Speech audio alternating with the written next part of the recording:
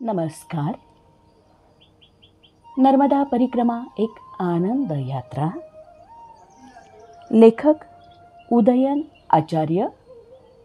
प्रकाशक मोरया प्रकाशन. अभिवाचन अदिती पालिनकर. भाग 55. नर्मदे हर. अमरकंटकात मैयाची जयंती. सकाळी हँडपंपवर आंघोळी करून नित्यकर्म सारून निघालो.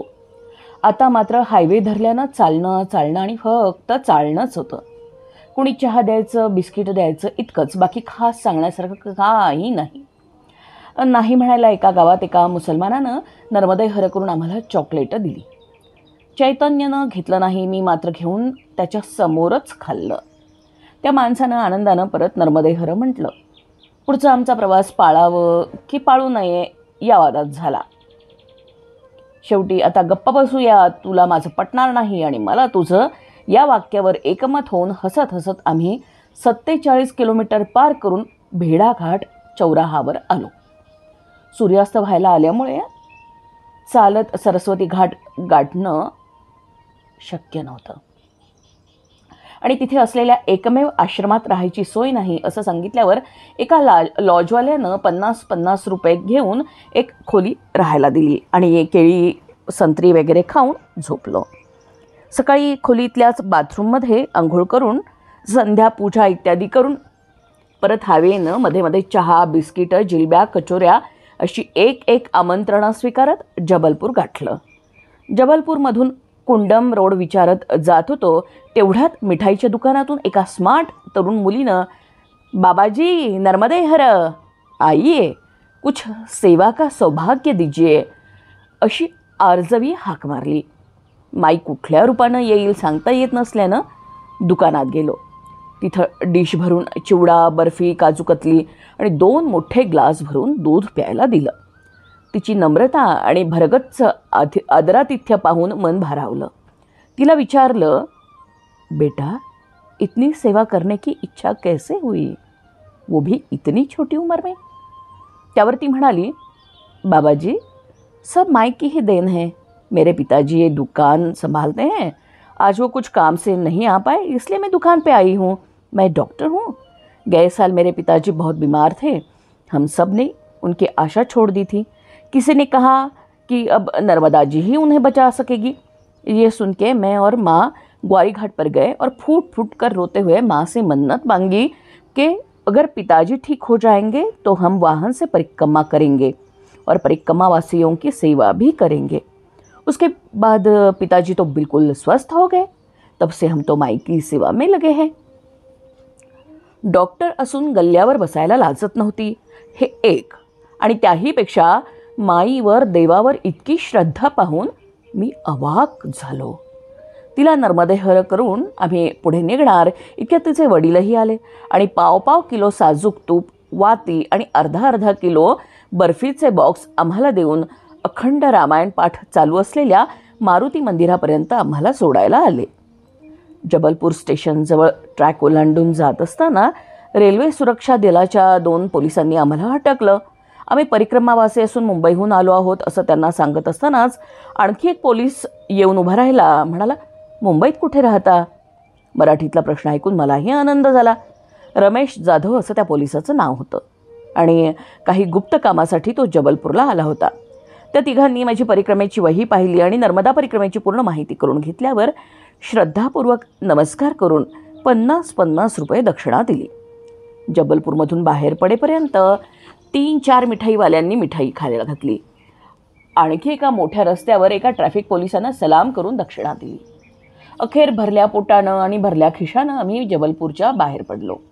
वाटेत येणारा नर्मदा माईचा कालवा ओलांडून घाट रस्त्यानं जात असताना एका गावात अर्धवट बांधकामासमोर असलेल्या रेतीच्या ढिगाऱ्यावर बसून चहा घेत असलेली कृष्णा, अंबरीश, ओंकार ही सर्व गुरुजी मंडळी, भागवत महाराज आणि ज्यांची इथेच पहिल्यांदा ओळख झाली ते चेंबूरचे मुळे काका असे सगळे परिक्रमेच्या पूर्ततेपर्यंत अखंड साथ देणारे साथीदार भेटले. आता आमचा ग्रुप 8 जणांचा झाला. आम्हीही चहा वगैरे घेतला आणि चालायला लागलो. दिवस मावळाईच्या वेळेला आम्ही तलसान या गावी पोहोचलो आणि एका टपरीवाल्याला आम्हाला झोपायला जागा मिळेल का म्हणून विचारलं. आम्ही विचारत असतानाच एक दारुड्या तिथे आला आणि मनाला येईल तसं बरळायला लागला. शेवटी कंटाळून आम्ही दुकानाच्या बाहेरच्या बसस्टॉप ओट्यावर आसनं लावून हातपाय धुवून संध्या जप पूजा आरती केली. ते चालू असताना त्या दारुड्यानं येऊन धिंगाणा घातला. जेवण मात्र आज नाहीच. अर्थात माईनं सकाळपासून इतकं खायला घातलं होतं की न जेवूनही फरक पडला नाही. आजूबाजूला जंगल आणि शेताडी असल्यामुळे दुकानातल्या मुलांनी काही जणांना आतमध्ये तर काही जणांना बाहेर झोपायची व्यवस्था केली आणि आमची ती रात्र निभावून गेली. सकाळी दुकानाच्या मागे बाहेर असलेल्या नळांवर आंघोळी करून दुकानाच्या पडवीत संध्यादी नित्यक्रम करून चालायला लागलो. दिवसभर चालून महंगावला एका शाळेत मुक्काम केला. शाळेच्या आवारातल्या हँडपंपावर स्नान नित्यकर्म आटोपलं. परिक्रमावासी आले आहेत असं कळल्यावर गावातल्या पंडितजींनी घरी जेवायला नेलं. अप्रतिम जेवण मिळाल्यामुळे छान झोप लागली. महंगावहून नेहमीप्रमाणे सकाळी आंघोळ करून आणि आन्हीक उरकून निघालो. दुपारी एका ढाब्यावर विकतचं जेवण जेवलो आणि रात्री शहपुऱ्याला हनुमान मंदिरात पोहोचलो. विहिरीवर स्नान आणि कपडे वगैरे धुवून संध्या जप पूजा आरती केली. इथे सदाव्रत मिळाल्यामुळे स्वतः करून जेवावं लागणार होतं. पण कृष्णा जोशी गुरुजींनी उत्तम स्वयंपाक करून आम्हाला वाढलं. त्या गावचा पटेल नावाचा मुलगा फार प्रेमानं आमची विचारपूस करत होता. सगळ्यांचा आग्रह झाल्यामुळे मंदिरातल्या माईकवर मला भजन आणि आरती म्हणायला लावून त्यांनी रेकॉर्डिंग केलं. मोठ्या हॉलमध्ये पहिल्या मजल्यावर आमची झोपायची व्यवस्था केली होती. उघड्या जागी कालची रात्र काढल्यामुळे सगळ्यांनाच छान झोप लागली. शहापुऱ्याहून सकाळी निघालो. एका कापड व्यापाऱ्याच्या घरी लग्न असल्यानं आनंदोत्सव चालला होता. त्यानं थांबवून चहा वगैरे पाजला आणि काही दक्षिणा देऊन आमची संभावना केली. दिंडोरी रोडनं अथक चालून संध्याकाळच्या वेळी आम्ही नूनखान गावात पोहोचलो. एका घराच्या बाहेर गोठावजा जागेत आम्ही 8 जणं थोडं गच्चडीतच आसनं लावली. हातपाय धुवून संध्या पूजा जप वगैरे नित्यकर्म केलं आणि जेवण सदाव्रत काहीच मिळेना म्हणून मी आणि कृष्णा जोशी त्या अंधारात बाहेर पडलो आणि सरळ रस्त्याने मागे जाऊन आमच्याजवळ जेवढे पैसे होते त्या पैशात मिळतील तेवढे बिस्किटचे पुडे आणले आणि एकेकाला 2-2, 3-3 पुडे देऊन त्याचाच महाप्रसाद म्हणून नैवेद्य केला आणि त्या गोठ्यात ती रात्र साजरी केली. दुसऱ्या दिवशी पहाटे अंधारातच अर्धा किलोमीटरवर असलेल्या हँडपंपावर आंघोळी केल्या आणि तसेच पुढे निघालो. आज माघ शुद्ध प्रतिपदा म्हणजे परमपूज्य आई श्री कलावती देवी यांची पुण्यतिथी आणि माझ्या वडिलांचीही पुण्यतिथी असल्यानं पूर्ण दिवस मौन धारण करून अखंड नामस्मरण करतच चालायला सुरुवात केली. शहपूरमध्ये एके ठिकाणी चहा आणि बिस्किट दिली. एकांतातल्या डांबरी रस्त्यानं चालताना नामाची सुंदर लय लागली होती. आज मौन असल्यामुळं कोणी माझ्याशी बोलायला येत नव्हतं, पण मला काय हवं नको याची काळजी मात्र ही सगळी भावंड घेत होती. साधारण 11:30च्या सुमाराला आम्ही जोगी टिकारियाला पोहोचलो. इथे आमची थोडी चुकामुक झाली. मी, भागवत महाराज आणि मुळे काका नर्मदा मंदिरात आणि बाकीचे सर्व राम मंदिरात गेले. आम्ही नर्मदा मंदिरात गेल्यावर तिथल्या महंतांनी आम्हा तिघांना जेवायला वाढलं. त्यात विशेष म्हणजे बेळगावला मंदिरात करतात तशी गव्हाच्या रव्याची खीर होती. खीर पाहून डोळ्यात पाणी उभं राहिलं. जेवणापूर्वी देव, गुरु आणि पितृतर्पण करून माझ्या ताटातले काही घास नर्मदा माईमध्ये सोडताना माझ्या गुरुमाऊली माझ्या हातनं एक एक घास जेवतायत असा भास झाला आणि मग मात्र माझ्या डोळ्यांचा बांध फुटला. परमपूज्य आईंच्या आठवणीनं अगदी बेचैन वाटायला लागलं.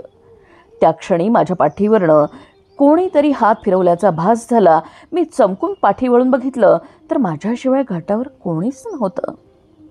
इतक्या प्रेमानं माझ्या गुरुमाऊलीशिवाय कोण हात फिरवणार. माझ्या मनात आईंच्या पुण्यतिथी उत्सवातला अभंग सहजच सुरू झाला. सहस्त्र अपराध जरी त्वा केले, कृपा करील गुरु माय माय माय, आता तरी जाय जाय जाय, घरी सद्गुरूचे पाय. डोळ्यांना खळ नव्हता आणि नामही थांबत नव्हतं. आईशिवाय काही सुचत नव्हतं. त्या मंदिराच्या महंतांनी जप करत असताना माझ्या पाठीवर अगदी तसाच हात फिरवला. गंमत म्हणजे आम्हा तिघांना जेवण मिळालं आणि राम मंदिरात जे गेले होते त्यांना तिथे काही सोय नसल्यामुळे नर्मदा मंदिरात येऊन पोहे स्वतः करून खायला लागले. माझ्याजवळ साठलेली दक्षिणा साधारण 150 रुपये होती. ती त्या महंतांच्या स्वाधीन केली. दक्षिणा हातात पडल्याबरोबर ते म्हणाले, इसका हलवा बना के शाम को मैं बच्चों को खिलाऊंगा और आपके गुरुजी के नाम से 101 दिया नर्मदा माई में दीपदान करूंगा और आपकी आध्यात्मिक प्रगती के लिए प्रार्थना करूंगा. मी काहीच न बोलता सगळं आपोआप जुळून आलं आणि गुरुमाय गुणगाणमधल्या ओव्या सहजच मनात आल्या. कोठेही असो माझा मुक्काम, असावे तुझे माझ्यावरती प्रेम. अखंड संत समागम हेची वरदान मागत असे, हेची वरदान मागत असे. दुपारी 1 वाजता परत चालायला सुरुवात केली. देवरा, धुर्रा वगैरे गावं मागे टाकत रामघाटला आलो. चप्पू बाबांनी छान स्वागत केलं. अगदी माईच्या समोरच असलेल्या 2 खोल्या आम्हाला राहायला दिल्या आणि खिचडीचं सगळं सामान दिलं. आम्ही सगळे माईवर स्नान करून संध्या, जप, पूजा, आरती केली.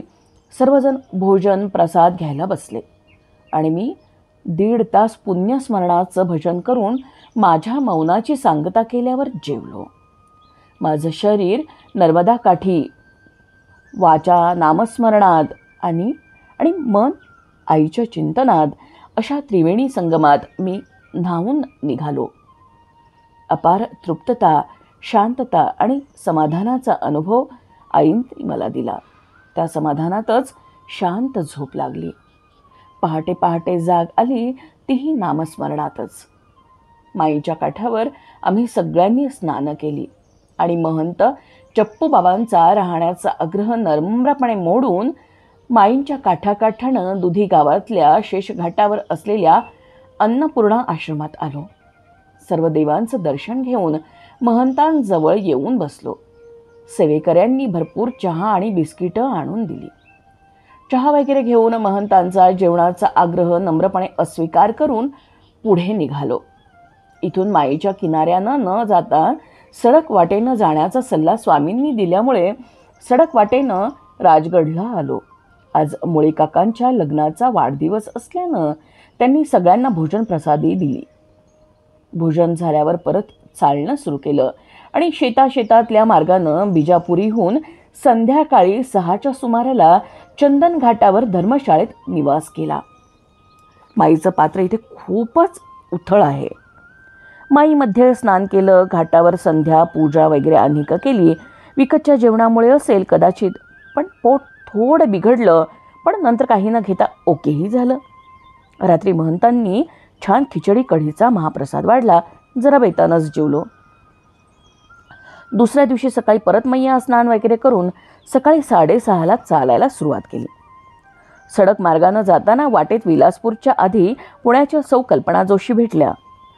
त्यांच्या परिक्रमेच्या अनुभवामुळे अक्षरशः दिग्मूढ झालो. या पुण्यासारख्या शहरात राहिलेल्या माताजी आपल्या पतीबरोबर परिक्रमेला निघाल्या खऱ्या, पण पहिला 12 किलोमीटरचा अवघड टप्पा पार करताना श्रीयुत जोशींच्या पायाला जब्बर दुखापत झाली आणि श्री जोशींना पुण्याला परत जावं लागलं. पण कल्पनाताईंचा निर्धार इतका श्रेष्ठ होता की त्या एकट्याच परिक्रमा पूर्ण करायला निघाल्या आणि पूर्ण परिक्रमा या माऊलीनं पायी एकटीनं पूर्ण केली. धन्य त्या माऊलीची. आणि अशा श्रेष्ठ मातारामांचं दर्शन आम्हाला झालं, हे आमचं भाग्य. आज आम्ही खाटीगाव गाठायचं होतं म्हणून कल्पनाताई आणि त्यांच्याबरोबर चालणाऱ्या एका मध्य प्रदेशी परिक्रमावासीचा निरोप घेऊन आम्ही पुढे निघालो. भाग 55 समाप्त. क्रमशः. धन्यवाद.